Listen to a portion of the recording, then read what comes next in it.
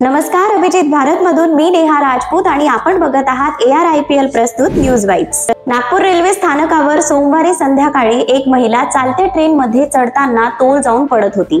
हे पाहून ड्युटीवरील RPF जवान धीरज दलाल यांनी तिचा जीव वाचवला। नागपूर रेल्वे स्थानकाच्या प्लॅटफॉर्म नंबर 4 वर ही घटना घडली आहे। मुंबईतील मशिदींमधील लाऊडस्पीकर वरून सुरू असलेल्या वादाने आता डिजिटल रूप धारण केले आहे। आता लाऊडस्पीकर ऐवजी मशिदींमध्ये मोबाईल ॲप्स द्वारे अजान ऐकू येईल। लाऊडस्पीकर वरील बंदीनंतर अनेक मशिदींनी हा डिजिटल पर्याय निवडला आहे। तसेच मुंबईतील अनेक मशिदींनी या मोबाईल ॲपवर नोंदणी केली आहे।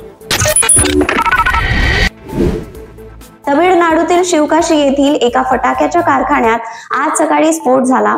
या अपघातात 6 जणांचा मृत्यू तर अनेक कामगार जखमी झाले आहेत। कामगार फटाके बनवण्याच्या प्रक्रियेत रसायनांसोबत काम करत असताना हा स्फोट झाला आहे।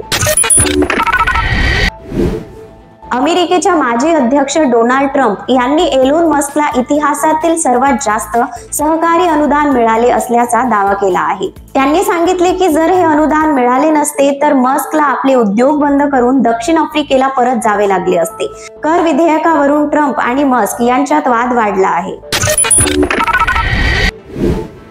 अभिनेत्री काजोलचा हॉरर थ्रिल माँ हा चित्रपट 27 जून रोजी प्रदर्शित झाला। या चित्रपटाला प्रेक्षकांकडून मोठा प्रतिसाद मिळाला आहे।